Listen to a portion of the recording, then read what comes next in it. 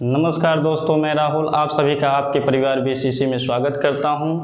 आपकी सफलता हमारा उद्देश्य। दोस्तों, आज हम लोग पढ़ेंगे भारतीय मानक समय रेखा के बारे में। लेकिन भारतीय मानक समय रेखा जानने से पहले हमें समय का निर्धारण कैसे किया जाता है वह जानना बेहद ज़रूरी है। तो आइए चलिए देखते हैं। तो देखिए, समय रेखा का जो निर्धारण होता है, समय का निर्धारण वह देशांतर रेखा से किया जाता है या देशांतर रेखा द्वारा किया जाता है। जो समय का निर्धारण होता है वह किससे किया जाता है? देशांतर रेखा के द्वारा किया जाता है। आपको पता है कि कुल देशांतरों की संख्या कितनी होती है? तो चाहे एक छोटा बिंदु ही क्यों ना हो या चाहे यह बड़ा बिंदु ही क्यों ना हो, कितने डिग्री का होता है? 360 डिग्री का होता है। तो उसी प्रकार से जो है कि पृथ्वी पे कितने देशांतरों का विस्तार है? तो पृथ्वी पे 360 देशांतरों का विस्तार है। तो जब भी आपसे कभी पूछ दिया जाए कि कुल देशांतरों की संख्या कितनी है, तो 360 है। आगे जो है कि एक देशांतर से दूसरे देशांतर के मध्य दूरी कितनी होती है, तो वह देख लेते हैं। एक देशांतर से दूसरे देशांतर के मध्य जो दूरी होती है वह होती है 111.32 किलोमीटर। एक देशांतर से दूसरे देशांतर तक जाने में जो दूरी होती है वह कितनी होती है? 111.32 किलोमीटर। लेकिन इसका नाम क्या रखा गया है? मतलब कि एक देशांतर से दूसरे देशांतर के मध्य जाने में जो दूरी है उस दूरी का नाम क्या है? तो उस दूरी का नाम जो है वह है गोरे। इसको क्या बोलते हैं? गोरे नाम दिया गया है। तो वह दूरी के अनुसार है किलोमीटर के में। लेकिन समय का अंतर यही पूछ देता है कि एक देशांतर से दूसरे देशांतर के जो बीच की दूरी का समयों का अंतर है वह कितना है। तो जब भी आप एक देशांतर से दूसरी देशांतर तक जाने में जो समय का अंतर होता है वह होता है 4 मिनट। एक देशांतर से दूसरे देशांतर तक जो समय का अंतर होता है वह कितना होता है? 4 मिनट तक होता है। आगे जो है कि देख लेते हैं कि जैसे समय का निर्धारण कहाँ से किया गया है। तो समय का जो निर्धारण किया गया है, तो मान लीजिए कि हमारा जो भारत है, भारत जो है कि 82.5 डिग्री पूर्वी देशांतर भारतीय मानक समय रेखा है। लेकिन जो समय है, समय को कहीं से ना कहीं से तो निर्धारित किया गया होगा। तो समय का जो निर्धारण है वह 0 डिग्री देशांतर मान करके किया गया है। समय का निर्धारण जो है 0 डिग्री देशांतर मान करके किया गया। वह 0 डिग्री देशांतर जो है कहाँ पर है? तो देखिएगा, समय का निर्धारण जो है, समय का निर्धारण यह लंदन में एक जगह है जिसका नाम है ग्रीनविच। लंदन में एक जगह है जिसका नाम क्या है? ग्रीनविच है। और ग्रीनविच नामक स्थान से ही 0 डिग्री देशांतर मान लिया गया है। और उस 0 डिग्री देशांतर को हम क्या कहते हैं? जीएमटी कहते हैं। जीएमटी का फुल फॉर्म भी पूछ देता है कि जीएमटी का फुल फॉर्म बताइए। तो जीएमटी का फुल फॉर्म होता है Greenwich mean time. Greenwich mean time. जब भी आपसे कभी जीएमटी का फुल फॉर्म पूछे तो क्या होता है? Greenwich mean time. इसी को हम मान लेते हैं 0 डिग्री देशांतर। और कहाँ से यह निर्धारित किया गया है? तो हमने देखा कि लंदन के ग्रीनविच नामक स्थान से इसका निर्धारण किया गया है। तो यह थोड़ी बहुत बातें हुई, मतलब समय का निर्धारण कैसे किया जाता है। एक बार हम पुनः देखते हैं इसको कि समय का निर्धारण किससे किया गया है? देशांतर रेखा के द्वारा किया गया है। कुल देशांतरों की संख्या कितनी है? तो 360 है। एक देशांतर से दूसरे देशांतर के मध्य जो दूरी है वह 111.32 किलोमीटर है, जिसका नाम हम नाम क्या रखा गया है? गोरे रखा गया है। और अगर एक देशांतर से दूसरे देशांतर के मध्य समय का अंतर देखें तो वह कितना है? 4 मिनट समय का अंतर होता है। और समय का निर्धारण जो जीएमटी है, 0 डिग्री देशांतर है, वह लंदन के ग्रीनविच नामक स्थान से लिया गया है। अब हम देखेंगे भारतीय मानक समय। तो देखिएगा कि भारतीय मानक समय का जो निर्धारण किया गया है वह कितने देशांतर पे किया गया है? तो जो भारतीय मानक समय है आईएसटी का कोई फुल फॉर्म पूछ देता है। आईएसटी का फुल फॉर्म होता है इंडियन स्टैंडर्ड टाइम। आईएसटी का फुल फॉर्म क्या होता है? Indian standard time. तो भारतीय मानक समय रेखा जो है यह क्या है, तो यह है जो 82.5 डिग्री पूर्वी देशांतर, 82.5 डिग्री पूर्वी देशांतर, 82.5 डिग्री पूर्वी देशांतर के मध्य से जो है भारतीय समय रेखा गुजरती है, 82.5 डिग्री पूर्वी देशांतर। लेकिन कहीं कहीं दोस्तों क्या होता है, इस 82.5 को जो है कि इस प्रकार से लिख देता है और जो है कि लोग गलतियां कर देते हैं। अगर हम लिख दें कि 82 डिग्री और यहाँ पे 30, तो यानी कि 82 डिग्री यह 30 मिनट हो गया, 82 डिग्री 30 मिनट, तो मतलब 1 घंटे में 60 मिनट होता है और आधे घंटे में कितना होगा, 30 मिनट। तो कभी कभी आपको यह भी लिखा हुआ देखने को मिल जाएगा कि 82.5 डिग्री पूर्वी देशांतर। अब जो है भारतीय मानक समय रेखा जो है 82.5 डिग्री पूर्वी देशांतर, यह किस स्थान से गुजरती है भारत के, तो वह स्थान देख लेते हैं। तो भारतीय मानक समय रेखा यानी कि 82.5 डिग्री पूर्वी देशांतर जो है कि किस स्थान से गुजरती है, तो वह स्थान जो है, स्थान इलाहाबाद यानी कि वर्तमान में जो प्रयागराज है, इलाहाबाद यानी कि प्रयागराज में एक जगह है जिसका नाम है नैनी। तो इलाहाबाद या प्रयागराज के नैनी नामक स्थान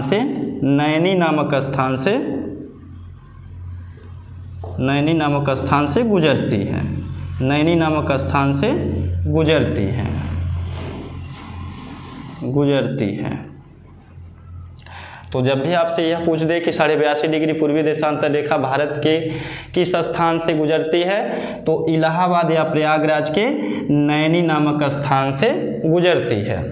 लेकिन कभी कभी क्या होता है कि जब आप पेपर देने जाते हैं और यह क्वेश्चन पूछ दिया जाता है और आंसर में जो है कि प्रयागराज का नैनी रहता ही नहीं है, तब आपको आंसर क्या देना है, तो यहाँ नोट करके लिख लीजिएगा, नोट करके कि जब आपको ऑप्शन में इलाहाबाद प्रयागराज का नैनी न मिले और भारतीय समय रेखा पूछा गया है, तो आप जो है कि आंसर क्या देंगे, मिर्ज़ापुर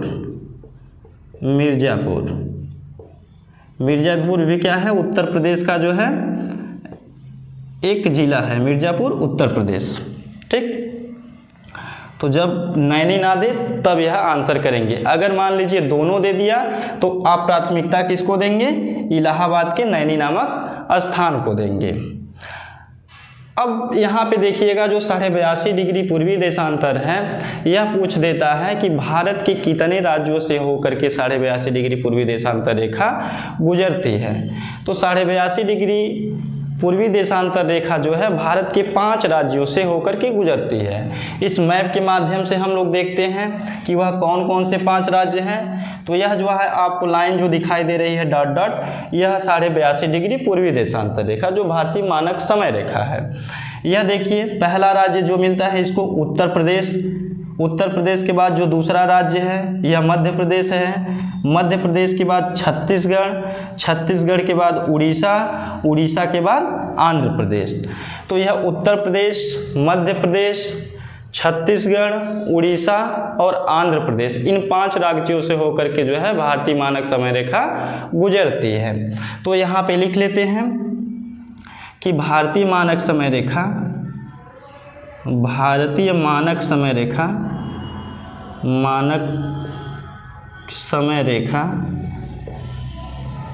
यहाँ ब्रैकेट में लिख लीजिएगा 82.5 डिग्री पूर्वी देशांतर रेखा, पूर्वी देशांतर रेखा रेखा भारत के कितने राज्यों से होकर गुजरती है, तो भारत के 5 राज्यों से होकर गुजरती है। भारत के 5 राज्यों से होकर गुजरती है, होकर गुजरती है। और वह कौन कौन राज्य हैं, तो हम उत्तर से जो है दक्षिण में क्रम देखेंगे, जैसे कि आपको लिखा हुआ यहाँ पे मिल जा रहा है। पहला राज्य आपका कौन सा है, पहला राज्य उत्तर प्रदेश, दूसरा राज्य जो है मध्य प्रदेश और तीसरा राज्य जो है यह है आपका छत्तीसगढ़, और चौथा राज्य है आपका उड़ीसा, और पांचवा राज्य जो है यह है आंध्र प्रदेश। यह कौन सा है? आंध्र प्रदेश है, आंध्र प्रदेश। तो यह क्या है? उत्तर से दक्षिण में इसका क्रम है, उत्तर प्रदेश, मध्य प्रदेश, छत्तीसगढ़, उड़ीसा और आंध्र प्रदेश। पुनः एक बार इसको रिकॉल करते हैं कि भारतीय मानक समय रेखा IST जो है 82.5 डिग्री पूर्वी देशांतर से निर्धारित किया गया है। किस स्थान से यह गुजरती है? तो इलाहाबाद के नैनी नामक स्थान से गुजरती है।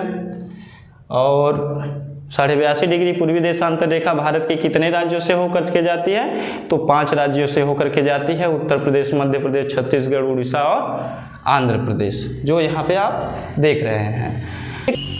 भारत में कितने देशांतरों का विस्तार है? तो आइए देखते हैं।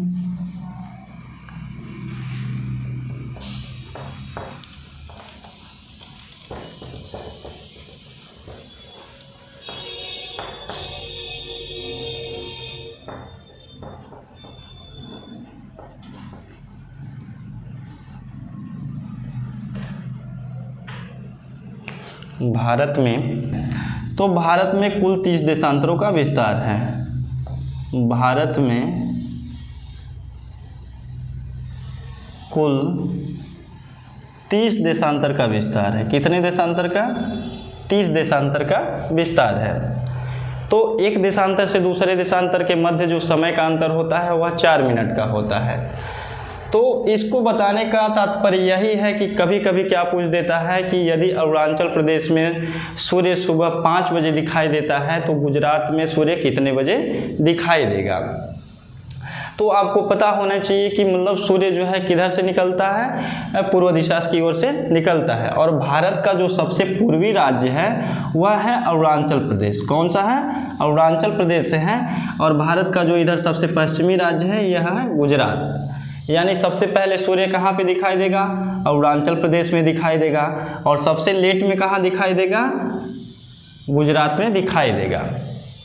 तो आपसे यही क्वेश्चन यदि पूछ दे कि अरुणाचल प्रदेश में यदि सूर्य सुबह का अरुणाचल प्रदेश में यदि सूर्य जो है सुबह 5 AM पर दिखाई देता है तो गुजरात में जो है कि कितने बजे सूर्य दिखाई देगा? गुजरात में सूर्य कितने बजे दिखाई देगा? तो जब एक देशांतर से दूसरे देशांतर के मध्य जो है कि समयों का अंतर 4 मिनट का होता है और भारत में 30 देशांतरों का विस्तार है, तो 30 देशांतरों का विस्तार है भारत में, यानी कि अरुणाचल प्रदेश से लेकर के गुजरात तक 30 देशांतरों का विस्तार। अब हम क्या करेंगे?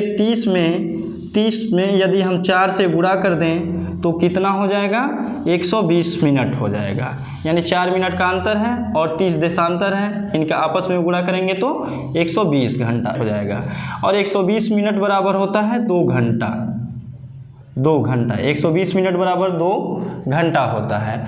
तो यदि सूर्य जो है अरुणाचल प्रदेश में सुबह 5 बजे दिखाई देता है तो गुजरात में कितने घंटे बाद दिखाई देगा? 2 घंटे बाद दिखाई देगा। तो कितने बजे?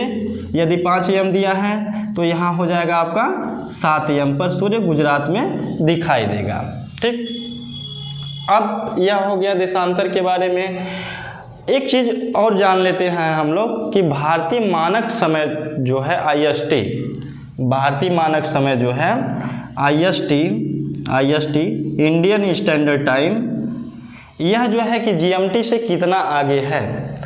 यह क्वेश्चन बार बार पूछा गया है कि भारतीय मानक समय GMT यानी ग्रीनविच मीन टाइम से या 0 डिग्री देशांतर से कितने घंटे आगे है? तो 5.5 घंटा आगे है। तो लिख लेते हैं यहीं पे एक पॉइंट कि भारतीय मानक समय रेखा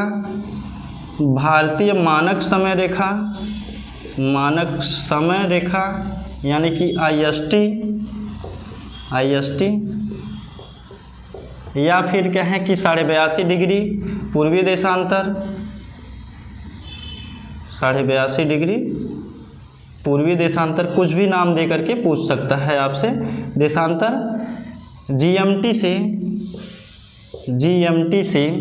GMT मतलब ब्रैकेट में Greenwich mean time, Greenwich mean time